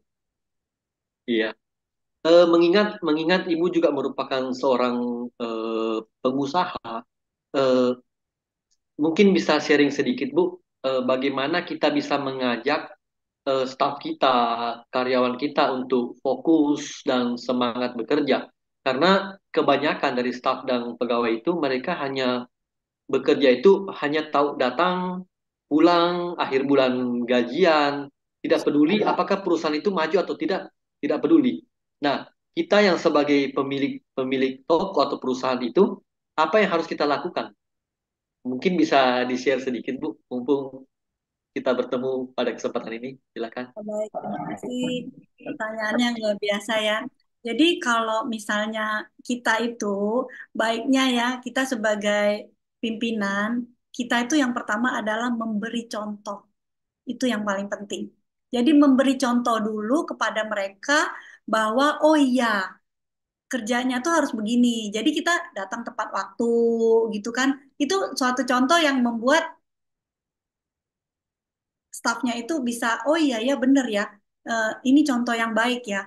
Nah, yang kedua adalah kita memberi motivasi, motivasi kepada stafnya itu, oh ya dengan ini anggap aja milik kamu gitu kan, kita sama-sama satu tim sepak bola gitu. Kalau misalnya ada yang satu yang kurang juga akan pincang gitu tentunya ya gitu, sama-sama saling mendukung gitu. Nah, Terus kalau misalnya kerjanya bagus, kita juga beri apresiasi. Apresiasi. Jadi dia itu membuat di pandangan bahwa oh iya ya, saya sesungguhnya bekerja itu bukan hanya sekedar mendapatkan uang. Tapi ini adalah satu tim yang membuat ketika saya kerja bagus, maka tim lain juga ikut terdorong. Jadi sama-sama nih, sama-sama gitu. Nah tentunya ya ada nggak sih yang masih nggak itu ya ada pasti ya. Ada tidak semua, tapi sebagian besar bisa mengikuti arahan apa yang kita arahkan gitu. Dengan ya tentu kita beri apresiasi dan juga seperti yang tadi Kuta dan Tasuta ya dikatakan dengan eh, penghasilan yang memadai juga dengan bonus yang cukup karena kan setelah tentram juga ini akan memperhatikan perusahaan tentunya. Oh iya perusahaan udah memberikan saya yang terbaik, saya juga harus memberikan yang terbaik gitu. Yang tadinya yang saya bilang waktu pandemi ya, waktu pandemi ada beberapa orang tua yang malah udah mau meninggal karena nggak dapat obat. Kita perusahaan karena udah standby obat ya beberapa yang udah kita bagi dan langsung kirim gitu ke rumah gitu. Nah mereka juga merasa terharu gitu, merasa terharu. Wah orang tua selamat loh dibantu perusahaan ini, saya juga harus membantu gitu. Nah itu yang bisa itu ya menjadi suatu modal juga untuk kita bisa memberikan yang terbaik untuk perusahaan dan pastinya staf kita juga setelah mendapat manfaat yang merasa lebih gitu pasti akan bekerja dengan maksimal tentunya. Gitu ya. Terima kasih. Ya, terima kasih atas jawabannya, Bu. Sungguh luar biasa pertemuan kita hari ini, Bu, karena di sini kita melihat bagaimana Ibu Yuliana memotivasi kita dan bagaimana mengkombinasikan antara dhamma yang diajarkan oleh Sang Buddha dengan apa yang terjadi dalam kehidupan kita sehari-hari. Itulah luar biasanya Sang Buddha. Nah, dan kita beruntung pada kesempatan ini bertemu dengan Ibu Yuliana yang juga luar biasa untuk membagikan apa yang beliau ketahui pada kita. Tidak terasa, Bu, kita sudah bersama-sama di Zoom meeting ini sudah 1 jam 45 menit.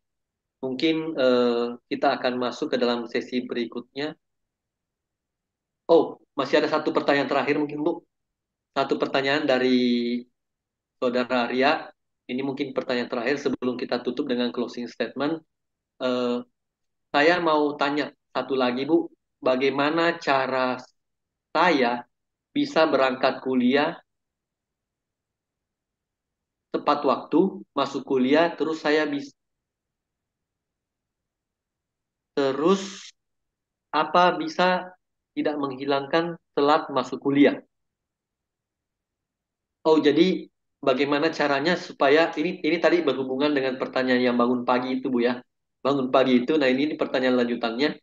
Bagaimana caranya bisa berangkat kuliah lebih cepat waktu gitu. Nah, Oh, lebih cepat. iya, Ya, baik. Terima kasih untuk pertanyaannya dari Saudara Arya ya. Jadi, kalau tadi nyambung dari awal ya, kalau misalnya udah bangun pagi, udah nih, udah bisa nih bangun pagi. Tapi setelah bangun pagi, lihat-lihat HP. Pasti kondisinya telat. Jadi harus fokus lagi ya. Intinya konsentrasi lagi. Ketika sudah bangun pagi, kita sadari apa yang harus saya lakukan. Oh ya, saya ke kamar mandi dulu, mandi apa karena waktunya 30 menit misalnya, 30 menit untuk saya sampai ke kampus. Udah lakuin, jangan buka-buka HP dulu. Begitu buka HP, kondisinya hilang semua, waktunya bisa molor nanti ini. Nah, itu jadi bukan berarti gini, kalau misalnya kamu punya janji, boleh buka HP, wah lihat dulu nih ya, ada nggak janji sama teman yang mau jemput misalnya. Boleh. Setelah itu udah, jangan lihat yang lain dulu. Karena begitu kita sudah tidak fokus ke arah yang lain, HP itu bisa menghalangi kita untuk telat gitu. Itu satu, misalnya HP. Yang kedua, misalnya ada lagi yang menghalangi kita, misalnya ada anjing di luar gitu. Wah, kita mau nguber dia misalnya gara-gara dia gonggong-gonggong terus misalnya. Udah jadi kita fokus aja apa yang mau kita lakukan. itu pasti nanti tidak telat datangnya. Ya, nanti ini lebih ini lagi. Nah, untuk lebih ininya ya, maksudnya untuk melatih fokus dan juga untuk ini tentunya meditasi, meditasi. Dan saya juga nih saran saya juga setiap hari berbagi di Instagram ini yang di ini saya background saya ya sharing underscore Dama itu setiap hari saya berbagi di Instagram. Nah itu saya fokus tuh. Jadi misalnya nih saya setelah berbagi udah saya tinggal. Ada yang bilang gini, kan saya setiap hari baca suta. Nah dari yang saya baca itu saya berpikir kalau misalnya saya baca suta itu untuk saya sendiri, tapi ketika saya bagikan lagi berarti saya membuat karma buat saya baru ya. Jadi saya berbagi di sana saya senang sekali, banyak sekali followernya bahkan dari luar negeri, India, dari Indonesia tentunya ya, India, dari Amerika, dari Australia, mereka semuanya seneng ya. Jadi ketika saya post pagi-pagi itu kadang yang like langsung 100 gitu. Saya kaget gitu ya. Mereka seolah-olah menunggu saya gitu. Itu makanya pikiran ya. Jadi saya memberikan energi positif, energi kebahagiaan pagi-pagi gitu. Nah, itu yang membuat saya ini merasa bahwa apa yang saya sampaikan itu berarti gitu buat mereka ya. Terlihat sekarang followernya udah 36.000 gitu. Padahal ini baru ya sejak pandemi aja gitu ya. Saya berbagi setiap hari.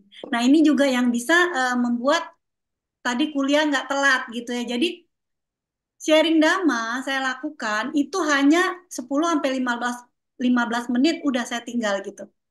Jadi saya nggak balesin satu-satu. Nah ini yang dibilangin ya, saya fokus gitu. Jadi intinya supaya tidak telat itu adalah fokus apa yang akan kita lakukan. Fokus saja. Misalnya kita mau kuliah nih, udah kita pikirin bahwa oh ya saya 30 menit lagi kuliah, saya akan fokus mengerjakan apa yang harus mendukung saya untuk pergi kuliah. Gitu ya. Mudah-mudahan setelah ini kuliahnya nggak telat lagi gitu ya. Iya, bagus sekali Bu jawabannya. Jadi intinya adalah fokus Bu ya. Kita harus fokus mengerjakan apa yang kita lakukan saat itu. Nah, eh, sebelum kita tutup Bu dengan closing statement, ini merupakan bukti bahwa Ibu Yuliana ini adalah pembicara yang luar biasa. Ternyata kita masih menerima satu pertanyaan dari kolom chat di YouTube, Bu. Sayang kalau dilewatkan. Mungkin kita jawab dulu yang satu ini. Silahkan di share screen. Ini dari Ibu Ros lagi. Izin bertanya, jika berbuat kebajikan ke seseorang dan orang tersebut seperti tidak tahu diri dan merasa dimanfaatkan terus, saya lihat jadi kesel. Apakah kebajikan tersebut baik? Karena berbuat baik karena buat seseorang jadi malas. Terima kasih. Ya, terima kasih Bu Ros untuk pertanyaannya yang luar biasa. Jadi gini ya, ketika kita mau berbuat baik, kita melakukannya dengan tulus, yang tadi dibilangin ya. Jadi kalaupun misalnya kita dimanfaatkan atau misalnya kita merasa, aduh, dana saya ini di apa tidak tersampaikan dengan maksimal, itu bukan menjadi tanggung jawab kita lagi gitu. Kita berdana ya berdana aja, udah melepas gitu. Jadi apa yang orang itu lakukan terhadap dana itu ya udah bukan ini kita lagi karmanya dia gitu. Karma kita ya kita memberi dengan tulus gitu. Jadi ketika kita memberi dengan tulus ya udah kita tidak mengharapkan dananya, kita lihat lagi ya gitu dananya di apa gitu kan. Misalnya kita eh, berdana nih Katina misalnya berdana sendal misalnya. Setelah berdana sendal kepada Biku Sangga, setelah selesai kita lihat lagi, kok Bante nggak pakai sendal saya ya? Nah, ini kan kita maksudnya misalnya kita berasa, aduh kita dimanfaatkan, nggak juga gitu kan? Kan kita udah berdana, kan Bante kan punya sepasang kaki ya. Jadi yang dipakai ya sendalnya ya satu gitu kan. Yang berdana mungkin ada 50. Masa semuanya dipakai gitu kan nggak boleh juga gitu. Jadi kita merasa dimanfaatkan atau enggak itu bukan menjadi hak kita lagi gitu. Hak kita yang kita ketika kita memberi, kewajiban kita ya udah kita memberi gitu. Itu yang membuat nanti dana kita maksimal untuk diri kita. Setelah dana itu dimanfaatin orang lain, itu udah menjadi urusan yang memanfaatkan gitu. Jadi karmanya ya karma dia, bukan karma kita lagi gitu. Tapi ketika kita kita memungkit lagi dana itu menjadi karma kita yang baru. Jadi dana kita udah ada, tapi kita mungkit lagi ya kita membuat karma lagi gitu. Jadi tetap dananya dapat nggak dapat. Karma untuk berdana itu dapat nggak ada momen yang tersendiri jadinya ya. Bukan satu momen. Jadi momen berdana kita dapat, momen yang kita kesal karena dana kita manfaatin juga dapat gitu. Jadi tinggal kita memilih ya, memilih mau hasil dananya maksimal ataukah dananya itu ada hambatan lagi gitu. Ya, mudah-mudahan terjawab pertanyaannya. Terima Ya, kasih. terima kasih Bu Juliana atas jawaban dan sharingnya pada kesempatan ini. Eh, tidak terasa sudah hampir 2 jam ya Bu, ya, kita bersama-sama di eh, Zoom ini. Sebelum kita menutup eh, nama Sakaca online kita pada kesempatan ini, mungkin ada sedikit closing statement dari Ibu Yuliana. Dipersilahkan. Ya, baik. Rama Ramani, Bapak Ibu, sahabat Dhamma semua, dalam melakukan kebajikan dengan pengorbanan yang tadi sudah disampaikan dari Sutta, Kutta Danta Sutta ini, sebaiknya kita lakukan dengan pikiran, ucapan, dan perbuatan baik. Tentunya kita akan mendapatkan kebahagiaan dan juga kita membuat karma kita itu sesuai dengan apa yang telah kita lakukan. Jangan mengharapkan apapun dari karma yang kita lakukan karena semuanya itu pasti akan menjadi milik kita. Jadi tanpa kita minta pun karma yang kita lakukan baik itu akan menjadi milik kita. Ya, sekali lagi terima kasih dan untuk akhir tahun ini selamat tahun baru 2024. Semoga kedepannya kita semakin maju dalam dhamma dan juga sejahtera dan bahagia. Roti Hotu, Namo Buddhaya. Namo Buddhaya. Baik, terima kasih atas sharing nama yang telah dibawakan oleh Ibu Yuliana pada kesempatan ini. Tentu saja kebaikan yang kita lakukan bersama ini eh, tidak lengkap jika kita tidak membagikan kepada para leluhur, sanak keluarga, eh, supaya juga mereka juga bisa turut berbahagia atas kebaikan yang telah kita lakukan. Sekarang tibalah saatnya kita untuk bersama-sama melakukan patidana. Semoga kebaikan yang kita lakukan, membahas dhamma, membicarakan dhamma, sharing-sharing dhamma pada malam hari ini juga dapat dirasakan, juga dapat dinikmati, juga dapat membawa kebahagiaan bagi sanak keluarga, para leluhur kita, mereka yang membutuhkan.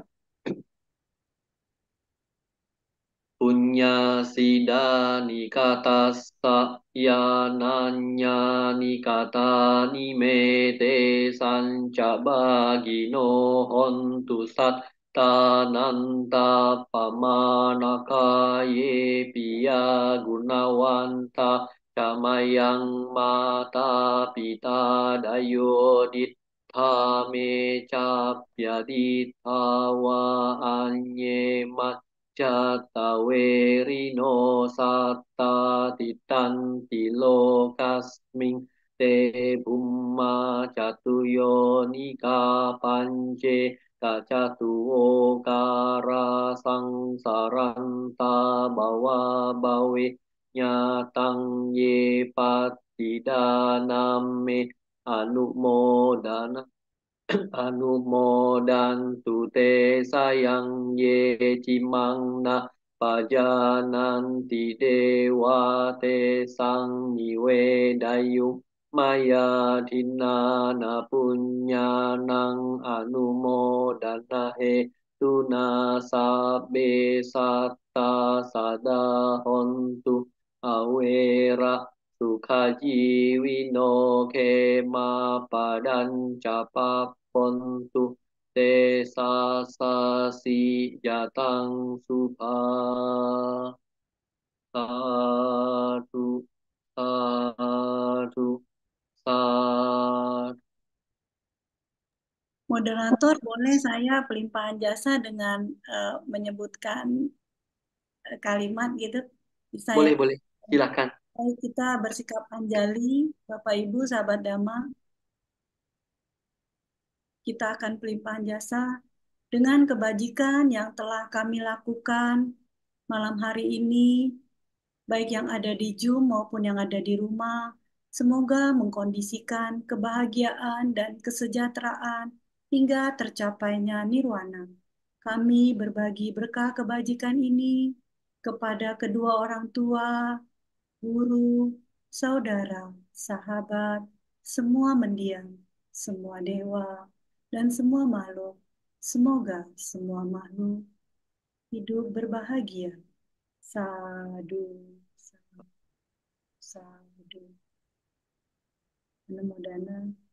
Mudanamu. Baik, mari kita bersama-sama menutup Dhammasakaca kita pada malam hari ini dengan membacakan Namakara Pata.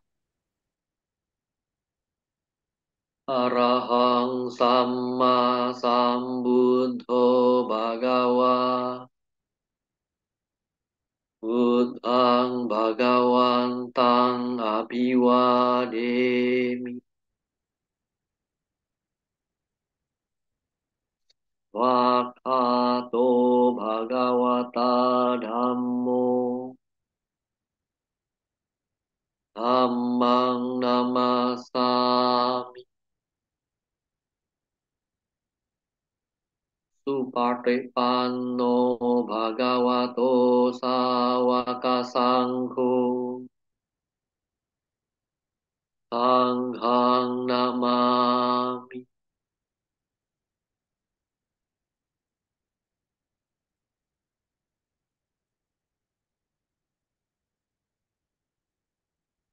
Selanjutnya kita akan melihat beberapa pengumuman dari tim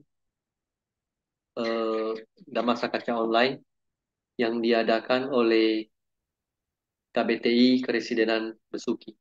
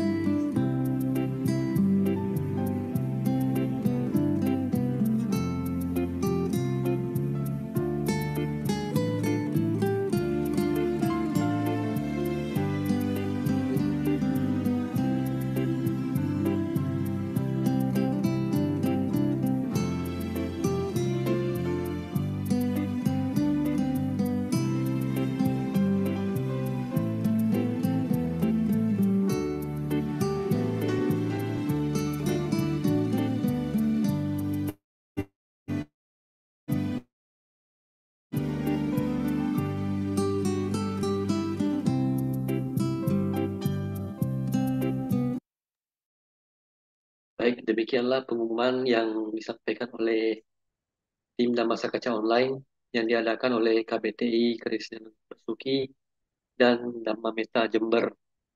Dengan demikian, maka Dhammasakaca Online season yang keempat, episode ke-81 dengan tema Kuta Danta Sutta bersama Ibu Yuliana pada malam hari ini telah selesai.